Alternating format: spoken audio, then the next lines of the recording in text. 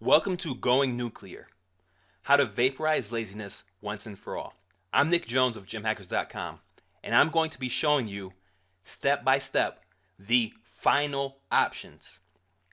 The options you can put in place that really make you do what you say or really have a painful time. So there's no going back from these options. The essential piece of it is building a consequence that's too painful to ignore. Either you go to the gym or something really bad happens. And the way we can do this is by adding stakes, adding something that we put on the line. And I call this the paycheck principle. You think about going to work. Do you go to work out of the goodness of your heart? Not a lot of people do. Because every 2 weeks they get something that motivates them to show up, a paycheck. So if you think about that, you can tie an external motivation to your goal. If you want to go to the gym, you can tie something else to it to make you go. It doesn't necessarily have to be you wanting to work out. Now there's a couple ways that you can do this. One is called stick.com, where you can set up what is called a commitment contract. Either you go to the gym consistently or you literally lose money. It goes to a charity, and not to a good charity, to a charity that you actually hate. I think the most popular one on stick.com is George W. Bush's library. So either you go to the gym or you're donating money to him. The second option is having an accountability partner. Somebody who is in your corner who you either work out with or let them know that you're supposed to be working out. And when you do that, you have somebody that's essentially keeping an eye on you, and you don't want to look bad in front of them. You don't want to be embarrassed. And if you're working out together, you don't want to let them down by not showing up. So having somebody that you can work out with is a huge driver. Even just having somebody that knows that you should be working out can move you to actually do it. And if all else fails, you can email me. I'll hold you accountable. Now, another part of going nuclear is through risk planning. Now, when we fall off the wagon, most people are done. They miss a day at the gym, they eat one Oreo, and they're off forever. But here's the thing. We can figure out these situations beforehand and have a strategy set up for what to do when it happens. We can pretty much predict why we'll miss the gym.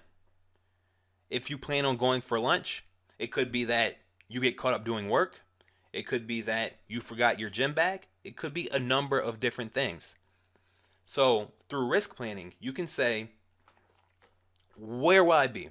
What time will it be? What will be going on that will cause me to fall off? Will somebody else say something that causes me to fall off? If you're with friends, they might be like, why are you working out so much? It's something that you will encounter when you start going consistently. So, by having and understanding these situations, you can plan for what to do. If you know you'll be busy at lunchtime, maybe you'll say, I'll go after work or the next available time that I can go. A way to do this is to use if-then statements. So you have the situation. Maybe you forgot your gym bag. You can say, if I forget my gym bag, then I'll go home at lunch to get it, and then I'll go to the gym. Or if you were supposed to go during lunch and you get caught up with work, maybe it's if I get caught up doing work at lunch, then I'll go directly after work. Very simple. And just by having this plan in place, it stops you from having to think in the moment. It stops you from really forgetting what you're supposed to be doing and pretty much just chalking it up as a loss. Now there's a resource for you to download, the risk planning worksheet, and it's going to walk you through these scenarios and also really help you concretely nail them down so that when they do pop up, and they will, you know exactly what to do.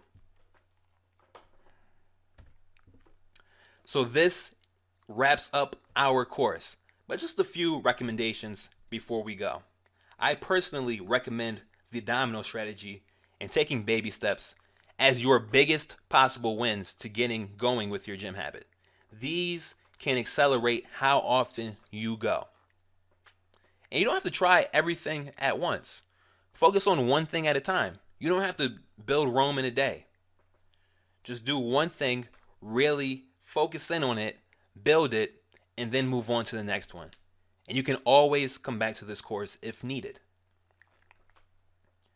And having someone to hold you accountable adds fuel to your fire. No one likes looking bad. No one likes going back on what they say. So to start it up, email this course to someone. They can hold you accountable and you can hold them accountable. I've included the word-for-word script to use under this course. Just go to gymhackers.com/autopilot and you'll see it. So I want to thank you for watching this course, and I will see you next time.